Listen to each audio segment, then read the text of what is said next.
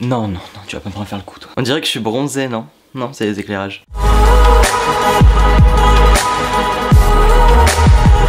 Bonjour à tous, j'espère que vous allez bien, je suis très content de vous retrouver aujourd'hui pour cette nouvelle vidéo qui va être un crash test, une recette. J'ai jamais fait cette vidéo sur ma chaîne, normal, mais j'ai jamais fait de recette sur ma chaîne et aujourd'hui je vais m'attaquer aux recettes de choco grenouille qui est je pense la chose la plus facile à faire. Vous le savez peut-être sûrement si vous me suivez, je ne suis absolument pas doué en DIY, en recette, en tout ça. Donc c'est un challenge pour moi, même s'il n'y a absolument presque rien à faire dans cette recette, d'essayer de reproduire une choco grenouille et de la mettre là-dedans et de faire comme si j'étais producteur de choco grenouille. Pour ce faire je vais avoir besoin de ce moule que j'avais ouvert avec vous dans une vidéo unboxing. Je ne pense pas qu'il s'achète individuellement mais j'essaierai de vous trouver des ressemblances. Je suis sûr qu'il y a des moules comme ça sur Amazon. Je vous mettrai des liens en barre d'informations si vous voulez. Donc du coup voilà à quoi ressemble le moule, plus ou moins une choco grenouille. La recette est très simple il me semble. Il faut juste faire fondre du chocolat, le mettre à l'intérieur et le mettre au frigo. Si vous avez déjà goûté des choco grenouilles qui viennent de cet emballage là, vous savez qu'à l'intérieur il y a du crunch, du riz soufflé, il me semble que c'est ça. Évidemment j'en ai pas sinon ça aurait pas été drôle. Donc je vais improviser en mettant je ne sais pas trop quel ingrédient à l'intérieur, pas mettre uniquement du chocolat. D'une recette très simple que je ne devrais pas rater, je vais uniquement en faire 4 de toute manière avec les 4 moules que j'ai là. Je sais que c'est une recette très facile mais je voulais quand même tester avec vous en vidéo, je vous l'avais dit puis vous me l'avez beaucoup demandé. La qualité va être sûrement moins bonne parce que je change de caméra, mais on se retrouve à la fin de la petite recette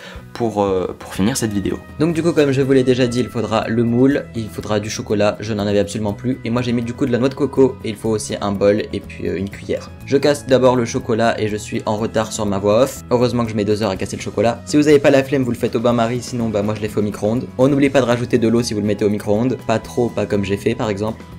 Ça donne un merveilleux rendu que l'on va touiller. Voilà, on va touiller jusqu'à avoir une jolie pâte. Je dis n'importe quoi. Ensuite on vient rajouter l'autre chose, par exemple du crunch, mais moi ici j'ai mis pas de la noix de coco, de la poudre de noix de coco, excusez-moi. Et on vient de nouveau remuer le tout pour avoir un mélange homogène. Mais c'est pas possible parce que c'est de la noix de coco. Bref, on mélange.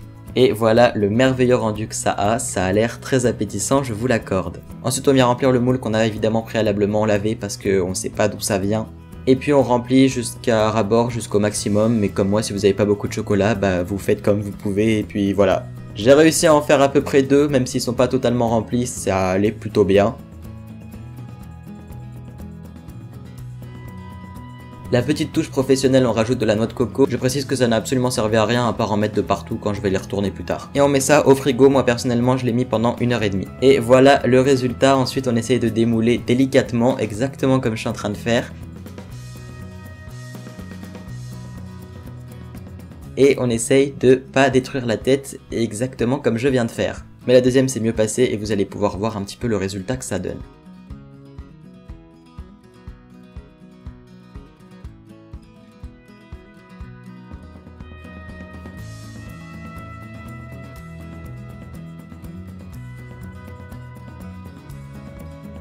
Je n'ai absolument pas l'habitude avec cette caméra, j'espère que la qualité est pas trop dégueu et que je vais pas trop regarder le retour. Du coup, voici à quoi ressemble une choco grenouille originale que vous pouvez trouver par exemple au studio. Donc c'est vachement plus gros et c'est avec du crunch. Celle que j'ai fait du coup avec le moule, voilà à quoi elle ressemble, elle est vachement plus petite. Voilà à quoi elle ressemble, je sais pas si vous la verrez très bien. Oh non, elle a failli mourir. C'est super chaud, en plus avec les éclairages, c'est en train de tout fondre. Écoutez, je vais essayer de goûter ça. Finalement, je l'ai fait donc à la noix de coco, comme vous avez pu le voir, et avec du chocolat noir. Alors qu'en fait, c'est avec du chocolat au lait, ça devrait pas être dégueu.